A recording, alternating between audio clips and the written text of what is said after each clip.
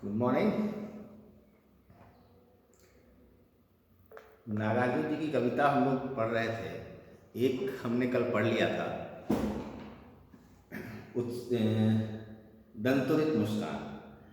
अब जो दूसरी कविता है वह है फसल। तो इसको आज हम लोग पढ़ते हैं।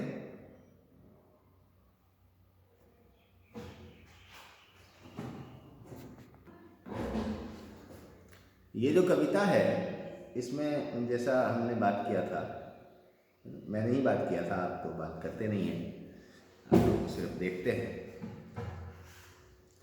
इसमें फसल के बारे में बताया गया है। जो खेती होती है गांव में, तो उसमें किन किन तत्वों का योगदान होता है, कैसे वह फसल उस रूप में आ पाता है जिस रूप में हम लोग उसको देखते हैं। तो इसका एक चित्रण है इसमें। तो पहले हम लोग कविता पढ़ें।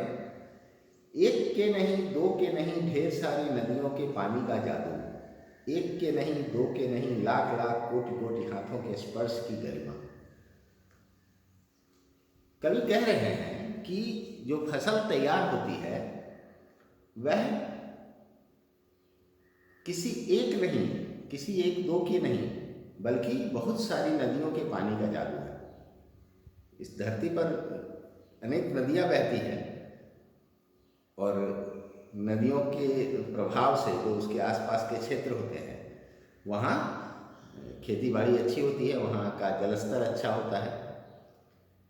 तो पानी की इसमें एक भूमिका है। तो उसमें किसका योगदान है? तो सिर्फ पानी कहाँ से आया? तो नदियों का। तो यहाँ कहा जा रहा है कि बहुत सारी नदियों की पानी का जादू है यह। ऐसा नहीं किसी एक नदी के पानी से ही हर जगह फसल हो जाती है। तो यह बहुत सारी नदियों के पानी का जादू है। लाख लाख कोटि कोटि हाथों के स्पर्श की गरिमा।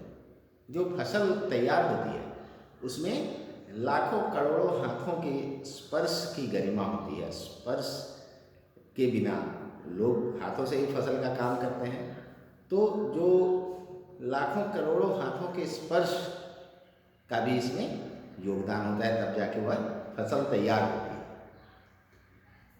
एक की नहीं, दो की नहीं, हजार हजार खेतों की मिट्टी का गुण है। हर जगह अलग अलग तरह के खेत होते हैं, अलग अलग तरह की मिट्टी होती है, आपने पढ़ा है। तो यह किसी एक तरह की मिट्टी में ही फसल नहीं होता है। अलग अलग खेतों की मिट्टी का अपना गुण और धर्म होता है, उनकी अपनी अच्छाई, उनकी अपनी क्षमताएं हैं। तो इन सब के योगदान से फसल तैयार होती है। अब आगे, ये तो फसल तैयार कैसे होती है, उसमें किसका योगदान है, इसकी बात होगी। अब है कि फसल क्या है, फसल आखिर है क्या? और तो कुछ नहीं है वह, नदियों के पानी का जादू है वह, हाथों के स्पर्श की महिमा है, भूरी काली संदली मिट्टी का गुणधर्म है, रूपांतर है सूरज की किरणों का, सिमटा हुआ संकोच है हवा की थिरकन का। अब पहले बताया कि फसल कैसे, किन के योगदान से तैयार होती है। अब बता रहे हैं कि फसल है क्या। तो फसल यह है कि वह और कुछ नहीं है, कुछ खास चीज नहीं है, बल्कि क्या है? नदियों के पानी का जादू है, लोगों के हाथों के स्पर्श की महिमा है, गरिमा है, और जो भूरी काली संदली अलग अलग रंग की जो मिट्टी होती है उसका गुण धर्म है फसल। उसकी योग्यता, उसकी क्षमता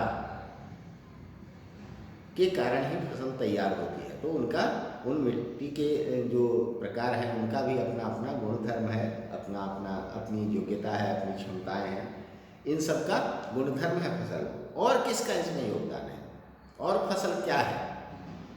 रूपांतर है सूरज की किरणों का। अब इसको आप विज्ञान से भी जोड़ सकते हैं, आप पढ़ते हैं फोटोसिंथेसिस वगैरह।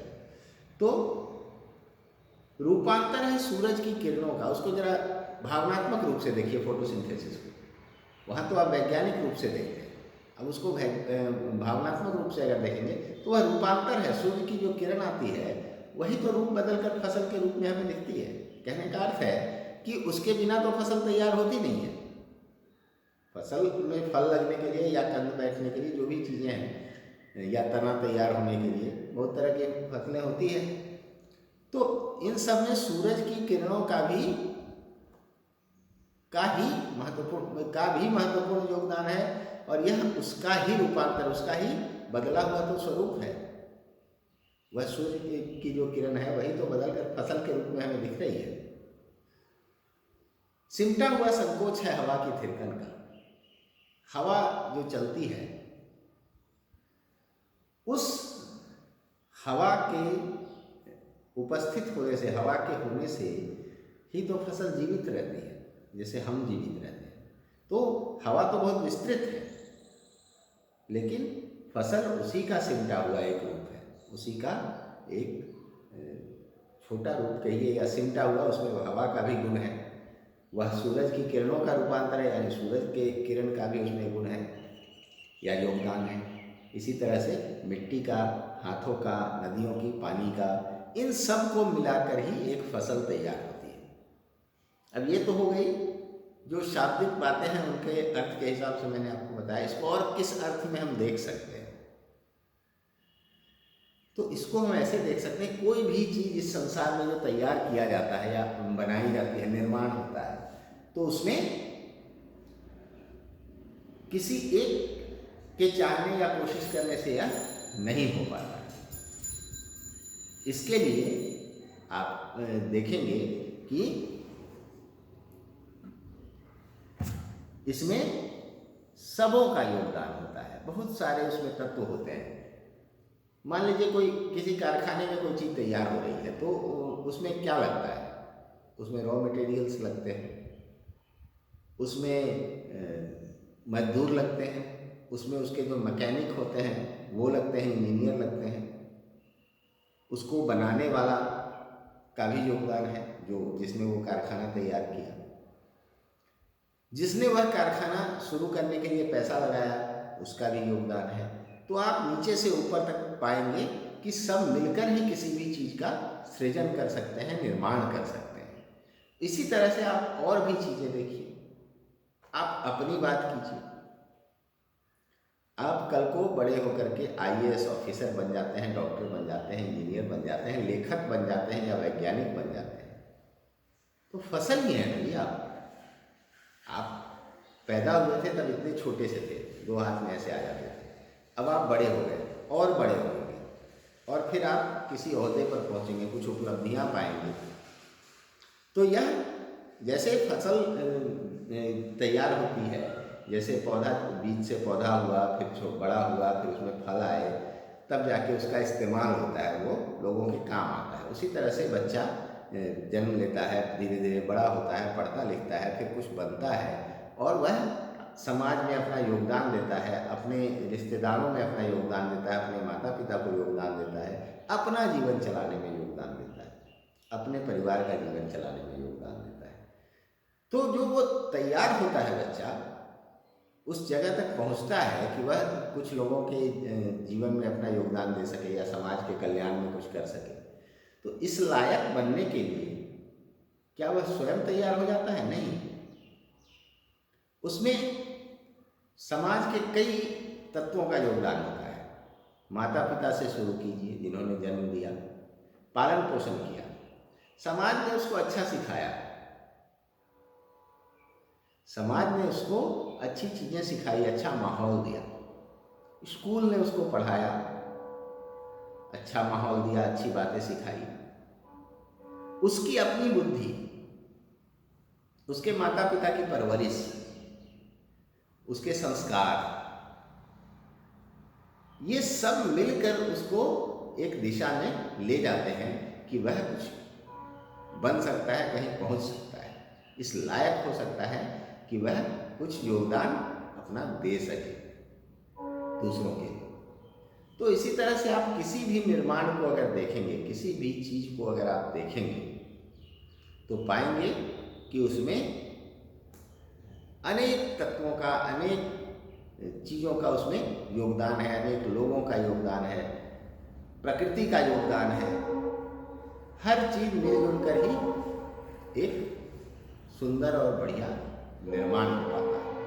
तो उसी तरह से फसल के बारे में भी या फसल के माध्यम से कवि ने हमें यह बात सिखाने की कोशिश की है, समझाने की कोशिश की है।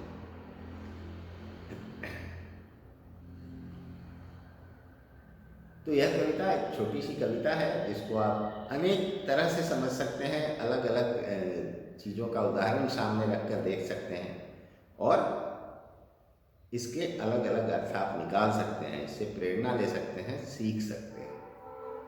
तो इस तरह से नागार्जुन जी की दोनों कविताएं हमने पढ़ी। नागार्जुन जी के बारे में जाना, मैंने कई और कविताएं आपको सुनाई नागार्जुन जी की। तो इसका मनन करेंगे, अध्ययन करेंगे और इसको अपने स्तर पर और बेहतर समझने की कोशिश करेंगे। अब आगे जो समझने के लिए है, इसमें प्रश्न अभ्यास जो दिया होता है, तो मैंने आपको कविता एक बार समझाया, अब हम लोग उसके प्रश्नोत्तर के माध्यम से फिर कविता को समझते चलेंगे, क्योंकि उसमें सवाल जो उठेंगे तो उसके दृष्टि से भी कविता को आप देख पाएंगे। इसलिए मैं बोलता हूँ कि आप खुद से भी प्रयास किया कीजिए, प्रश्न पढ़िए और उसका उत्तर उस कविता में ढूंढने की कोशिश कीजिए। रटी रटाई बातों को छोड़कर आप अपने दिमाग से ढूंढने की कोशिश कीजिए कि इसमें क्या हो सकता है, इसका और क्या दृष्टिकोण हो सकता है। तब आप उसको सही मायने में समझ पाएंगे। एक बार बात कर लेते हैं हम लोग प्रश्नोत्तर की। बच्चे की दंतुरित मुस्कान का कवि के मन पर क्या प्रभाव पड़ता है?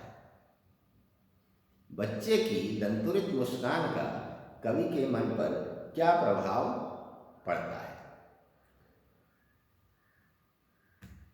आप लोग इस बारे में थोड़ा सोचिए। मैं 1 मिनट इसको ठीक कर लेता हूँ।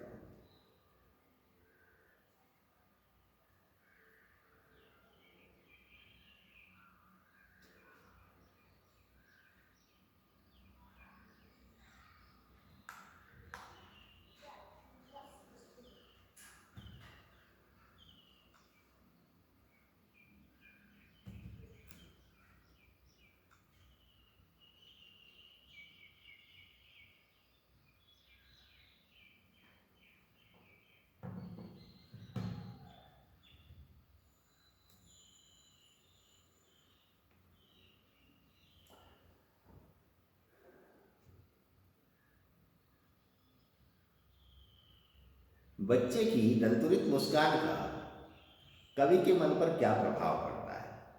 उम्मीद है आपने सोचा हो ईमानदारी से इतनी देर। तो अब एक बार आप कविता की ओर जाइए। जो कविता आपने पढ़ा उसको आप शुरू से एक बार देखिए। क्या है कविता में? तुम्हारी यह दंतुरित मुस्कान मृतक में भी डाल देगी जान, धूल धूसर तुम्हारे ये गाल, छोड़कर तालाब मेरी झोपड़ी में खिल रहे जंजाल, परस पाकर तुम्हारा ही प्राण पिघल कर जल बन गया होगा कठिन पाषाण, छू गया तुमसे कि झरने लग पड़े से फालिका के फूल, बांस खा के बबूल तुम मुझे पाए नहीं पहचान, देखते ही रहोगे अनिमेष, थक गए हो आंख लूं मैं फिर, क्या हुआ यदि हो सके परिचित न पहली बार, यदि तुम्हारी माँ न माध्यम बनी होती आज, मैं न सकता देख मैं न पाता जान तुम्हारी यह दंतुरित मुस्कान, धन्य तुम माँ भी तुम्हारी धन्य, चिर प्रवासी मैं इतर मैं अन्य, इस अतीत से प्रिय तुम्हारा क्या रहा संपर्क, उंगलियां माँ की कराती रही हैं मधुपर, देखते तुम इधर कनखी मार और होती जबकि आंखें चार, तब तुम्हारी दंतुरित मुस्कान मुझे लगती बड़ी ही छविमान। अब आपका जो प्रश्न है वह है कि क्या प्रभाव पड़ा कवि के मन पर? तो कवि के मन पर इसका बड़ा ही गहरा और मोहक प्रभाव पड़ा। कवि बच्चे की मुस्कान पर पूरी तरह मोहित हो गए और अपनी इस भावना को वह अनेक उदाहरणों के माध्यम से यहाँ व्यक्त कर रहे हैं। वह बच्चे को की तुलना कमल से कर रहे हैं। कमल के फूल से, वह कह रहे हैं कि मानो मेरी झोपड़ी में कमल का फूल खिल गया है। वह उसके मुस्कान को देखकर कह रहे हैं कि यह इतनी सुंदर है, इतनी मोहक है कि यह किसी मृतक में भी प्राण डाल सकती है। इसको देखकर कठोर से कठोर पाषाण यानी कठोर से कठोर हृदय वाला व्यक्ति भी द्रवित हो जाएगा, कठोर से कठोर पत्थर भी पिघलकर पानी बन जाएगा। कहने का कि कठोर से कठोर हृदय का व्यक्ति भी द्रवित हो जाएगा और इसकी सुंदरता में खो जाएगा, इसकी मुस्कान की सुंदरता में खो जाएगा। तो कवि पर गहरा प्रभाव पड़ा, वह पूरी तरह मोहित हो गए हैं, आकर्षित हो गए हैं और वह बच्चे की मुस्कान की महिमा अलग अलग तरह से बता रहे हैं या अपनी भावनाएं व्यक्त कर रहे हैं।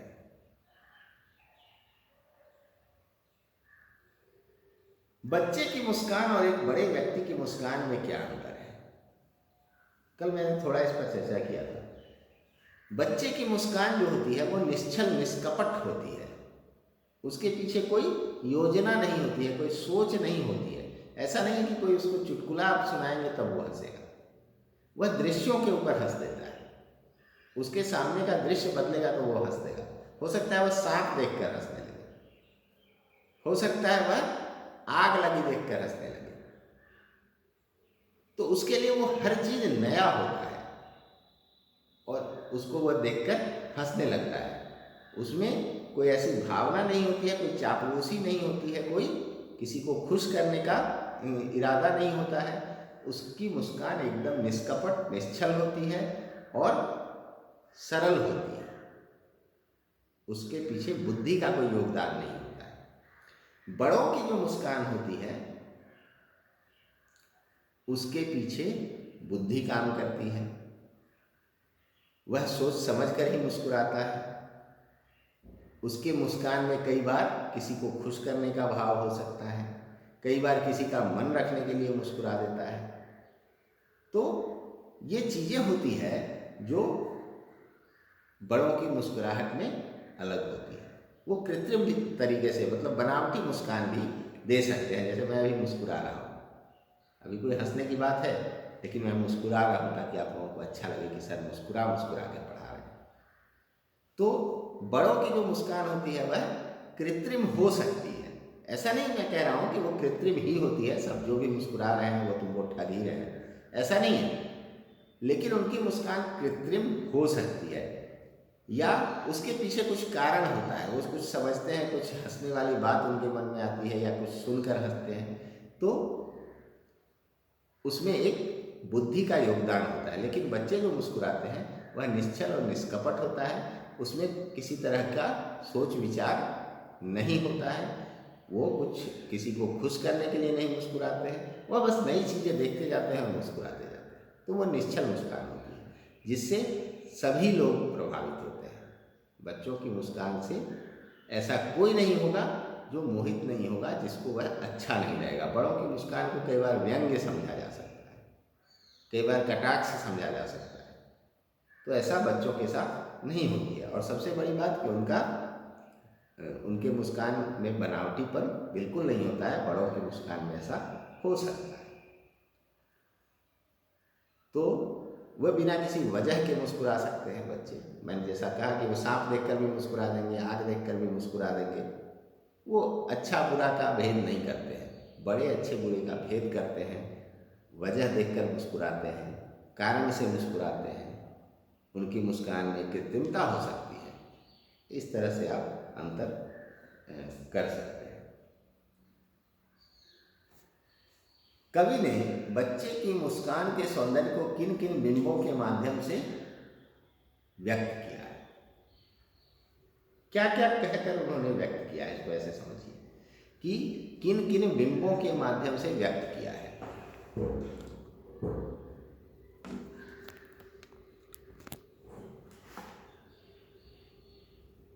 आज का वीडियो थोड़ा काला काला जैसा हो रहा है।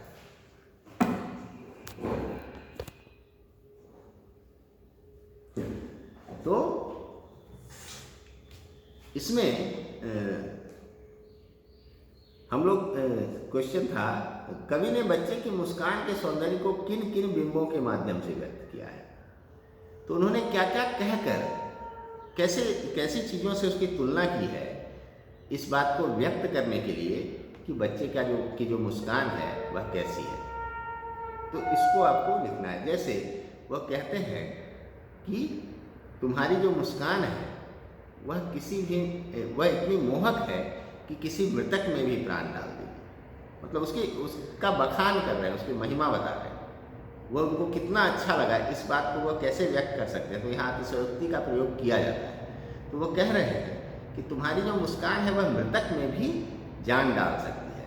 इसको देखकर कठोर से कठोर पाषाण भी पिघल कर पानी बन जाएगा, यानी कठोर से कठोर हृदय वाला व्यक्ति भी द्रवित होकर मोहित हो जाएगा। उसके बाद इस तुम्हारी मुस्कान से बांस और बबूल जैसे पेड़ों से भी सुंदर फूल झरने लगेंगे, जिनमें कभी फूल नहीं आता है, तब भी वो इतना देखने लायक नहीं होता है या नोटिस नहीं कर पाते हैं हम लोग, ऐसे फूल होते होंगे। बबूल का तो होता है छोटा छोटा, लेकिन बबूल कांटों के लिए प्रसिद्ध है। बांस भी एक घास की तरह एक सीधा खोंच वाला चीज़ है, उसकी कल्पना कभी हम फूल के लिए नहीं करते हैं। तो कवि यहाँ क्या कह रहे हैं कि तुम्हारी मुस्कान की वह महिमा है कि बबूल और बांस जैसे पेड़ों से भी सुंदर फूल झरने लगते हैं। उसके बाद क्या है, पत्थर पिघलने का मैंने बोला है, और फिर उन्होंने उसकी तिरछी नज़रों से देखकर मुस्कुराने की बात की है। जो बच्चा ऐसे तिरछी नज़र से देखकर और हंस देता है, तो उसके लिए भी उन्होंने कहा है। क्या कहा है, एक बार हम कविता की ओर चलें फिर।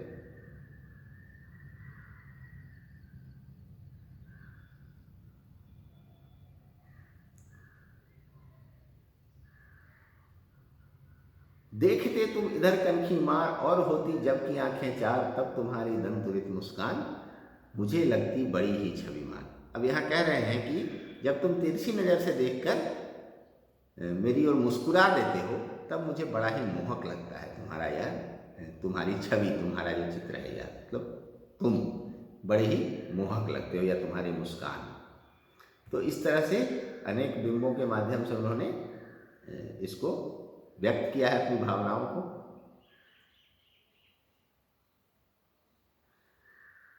भाव स्पष्ट करना है, छोड़कर तालाब मेरी झोपड़ी में खिल रहे जलजाल। अब यहाँ बच्चे की जो धूल से सनी काया देखते हैं, शरीर देखते हैं जिसमें धूल मिट्टी लगी हुई है, तो उसकी तुलना कवि कर रहे हैं कमल के फूल से। जिस प्रकार कमल कीचड़ में खिलता है और उतना ही सुंदर लगता है, आपका ध्यान कभी कीचड़ पर नहीं जाएगा जब आप कमल का फूल देखेंगे, आपका ध्यान उस फूल की सुंदरता और सुगंध पर जाता है। उसी तरह से उस धूल धूसरित शरीर में जो मुस्कान है वह अपना कवि का ध्यान खींच रही है। वह उस धूल मिट्टी को नहीं देख रहे हैं या नहीं देख पा रहे हैं उस मुस्कान की मोहकता के आगे। तो यहाँ भाव यह है कि बच्चे जो होते हैं वह एक तो शरीर से कोमल होते हैं और उनकी मुस्कान बड़ी ही सुंदर होती है। तो ऐसे में अगर उनके शरीर में धूल मिट्टी भी लगा हो तो वह अनदेखा हो जाता है और लोग उसकी मुस्कान के प्रति आकर्षित हो जाते हैं, उसकी कोमलता के प्रति आकर्षित हो जाते हैं। इसी कारण कवि यहाँ कीचड़ में खिलने वाले कमल से उस बच्चे की तुलना कर रहे हैं। यही है इसका भाव।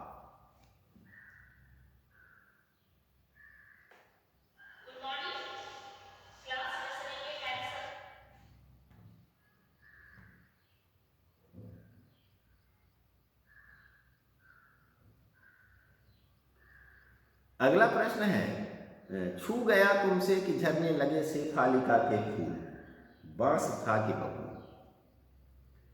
अब इसका जो भाव है वह भी वही है कि एक तरह से महिमा मंडित कर रहे हैं कि तुम्हारी मुस्कान इतनी मोहक है, इतनी आकर्षित करने वाली है या इतना प्रकृति को बदल देने वाली है। जैसे एक माहौल होता है कि सब लोग किसी कारण से परेशान बैठे हैं, उसमें बच्चा खिलखिलाकर हंसते हैं, तो वो माहौल बदल जाता है, सबका जो मन है वो प्रसन्न हो जाता है, आनंद भर जाता है सबके मन में। सिर्फ एक बच्चा अगर वहाँ किलकारी मार दे, हंस दे, तो इसी बात को समझा रहे हैं कवि कि छू गया तुमसे कि झरने लग पड़े शेफालिका के फूल, बास था कि बबूल। तुम्हारी मोहक मुस्कान के कारण इतना सुंदर दृश्य उपस्थित हो रहा है कि तुमसे छूते ही, तुम्हारे संपर्क में आते ही बांस और बबूल जैसे रूखे सूखे पेड़, कांटेदार पेड़ से भी फूल झरने लग पड़े। अर्थात तुम्हारी इस मुस्कान के कारण तुम्हारे आसपास जो भी होता है वह आनंद में डूब जाता है, वहाँ खुशियाँ ही खुशियाँ छा जाती हैं। फूल झरना खुशी का प्रतीक है, आनंद वाले माहौल का प्रतीक है। तो यहाँ वह तुलना इसीलिए कर रहे हैं कि तुम्हारी मुस्कान इतनी मोहक और आकर्षक है कि तुम्हारे संपर्क में आने वाले सभी लोग प्रसन्न चित्त हो जाते हैं, सबके दुख दूर हो जाते हैं, सबके मन का जो अवसाद विषाद होता है वह दूर हो जाता है। ठीक उसी प्रकार जैसे कि बांस और बबूल के पेड़ से भी मानो फूल झरने लगे। वो दुख का प्रतीक है, अवसाद का प्रतीक है, कांटेदार बबूल, बांस, ये सब। तो उसमें से फूल झरने का मतलब यही हुआ कि एक दुखी व्यक्ति, निराश व्यक्ति जो अवसाद में डूबा हुआ हो, परेशान हो, और एक बच्चा वहाँ हंस दे और उसका मन खुश हो जाए, प्रसन्न हो जाए। तो वैसा ही होगा जैसे बबूल और बांस से फूल झरने लगे। तो यहाँ यही भाव है।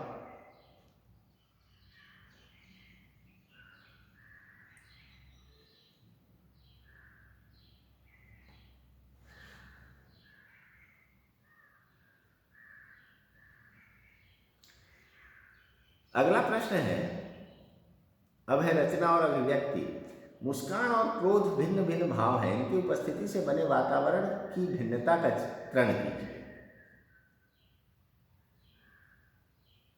ये तो आप हमेशा देखते हैं कि एक हंसी का माहौल होता है और एक क्रोध का माहौल होता है। कोई क्रोधित है तो उसके आसपास आप सिटपिटाए हुए से खड़े रहेंगे। आपके घर में अगर ऐसा हो रहा है, और एक हंसी खुशी का माहौल है तो आप भी कुछ बढ़ चढ़ कर आगे बोलते हैं, कुछ हंसते हैं, कुछ हंसने वाली बातें करते हैं। तो इन दोनों भावनाओं में कैसा वातावरण होता है आपके आसपास, उसको आपको लिखना है कि अगर जैसे आपके पापा, आपकी मम्मी, आपके घर में जो भी हैं वो अगर खुश हैं तो क्या माहौल होता है, कि वातावरण कैसा होता है, और अगर कोई क्रोधित है तब कैसा होता है, फिर दोनों में क्या भिन्न, क्या अलग होता है, इस चीज को आपको यहाँ चित्रित करना है। दंतुरित मुस्कान से बच्चे की उम्र का अनुमान लगाइए और तर्क सहित उत्तर दीजिए।